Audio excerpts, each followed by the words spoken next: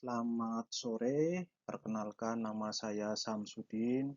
Pada kesempatan hari ini saya akan memaparkan materi tentang penganggaran modal dan bagaimana cara mengambil keputusan investasi yang tepat bagi perusahaan. Pengertian, apa itu penganggaran modal dan apa itu keputusan investasi? Nah, penganggaran modal adalah proses merencanakan pengeluaran dana untuk investasi jangka panjang, misalnya pembelian mesin, gedung, membuka cabang baru. Sedangkan keputusan investasi adalah pemilihan rencana penanaman dana yang diharapkan memberikan keuntungan di masa yang akan datang. Nah, intinya, penganggaran modal adalah cara kita merencanakan uang yang akan dikeluarkan sekarang demi hasil yang akan diperoleh dalam beberapa tahun ke depan. Keputusan bersifat jangka panjang dan dampaknya sangat besar. Ada tujuan dan manfaat dalam berinvestasi. Yang pertama, memastikan dana yang dipakai memberikan keuntungan yang maksimal. Yang kedua, menghindari pemborosan dan risiko kerugian besar. Nah, yang ketiga, menjadi dasar pertumbuhan dan kelangsungan usaha. Keempat, menyelaraskan keputusan dengan tujuan perusahaan. Karena nilainya besar dan eh, dampaknya bertahan lama, keputusan ini tidak boleh diambil secara tergesa-gesa. Nah, tanpa perhitungan yang matang. Ada jenis-jenis investasi. Satu, pengganti, misalnya mengganti aset lama yang rusak. Nah, kedua, perluasan, misalnya menambah kapasitas produk dan membuka pasar baru. Yang ketiga, pengembangan, misalnya membuat produk baru atau menerapkan teknologi baru. Yang keempat, wajib, ya, sesuai dengan peraturan pemerintah atau standar keselamatan. Nah, bentuknya pun beragam, mulai dari sekedar mengganti mesin yang rusak hingga membangun pabrik yang benar-benar baru. Langkah-langkah pengambilan keputusan. Yang pertama, mencari dan mengidentifikasi peluang investasi. Kedua, mengumpulkan data perkiraan biaya dan pendapatan. Ketiga, menilai kelayakan usaha investasi. Nah, keempat, memilih alternatif yang paling menguntungkan. Kemudian yang kelima, melaksanakan dan memantau hasilnya secara berkala. Langkahnya berurutan. Kita tidak langsung memutuskan, melainkan mulai dari mencari ide, menghitung potensi keuntungan dan rugi, baru kemudian memilih paling layak untuk diinvestasi.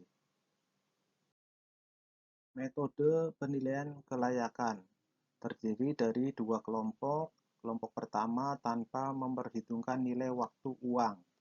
Nah, kelompok kedua memperhitungkan nilai waktu uang. Nah, kelompok pertama, masa pengembalian modal. Berapa lama dana kembali utuh. Yang kedua, tingkat pengembalian akuntansi. Perbandingan laba rata-rata dengan nilai investasi.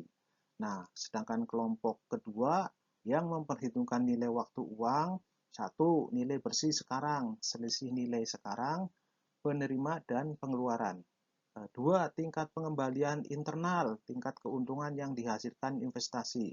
Yang ketiga, indeks profitabilitas, perbandingan dengan total manfaat dengan biaya.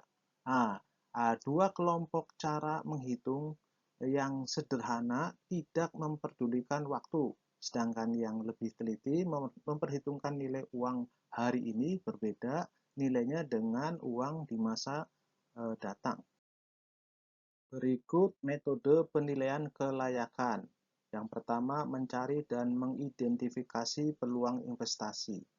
Kedua, mengumpulkan data perkiraan biaya dan pendapatan. Yang ketiga, menilai kelayakan usulan investasi. Keempat, memilih alternatif yang paling menguntungkan. Kemudian yang kelima, melaksanakan dan memantau hasilnya secara berkala.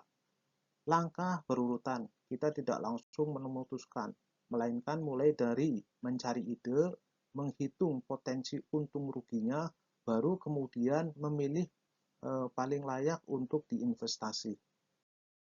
Ini ada salah satu contoh sederhana, misalnya kita membeli mesin seharga 100 juta dan keuntungannya rata-rata 30 juta tiap tahunnya. Maka butuh waktu sekitar 3 tahun lebih sedikit sampai uang modalnya kembali sepenuhnya. Faktor yang harus diperhatikan dalam berinvestasi. Pertama, perkiraan arus kas masuk dan keluar yang wajar. Yang kedua, tingkat risiko dari setiap usulan investasi. Yang ketiga, tingkat suku bunga atau biaya modal yang berlaku. Yang keempat, kondisi ekonomi dan perkembangan teknologi di masa depan. Selain hitungan angka, kita juga harus melihat hal lain seperti risiko usaha, perubahan bunga bank, dan kemajuan teknologi yang mungkin datang di masa depan. Sebagai penutup, ya, satu, penganggaran modal adalah perencanaan investasi jangka panjang. Yang kedua, menggunakan berbagai metode untuk menilai kelayakan secara teliti. Yang ketiga, keputusan yang tepat menjamin keberlanjutan usaha. Demikianlah penjelasannya. Intinya, keputusan investasi adalah kunci pertumbuhan perusahaan, sehingga harus dilakukan dengan perhitungan yang teliti dan hati-hati. Terima kasih atas perhatiannya. Saya akhiri. Selamat sore.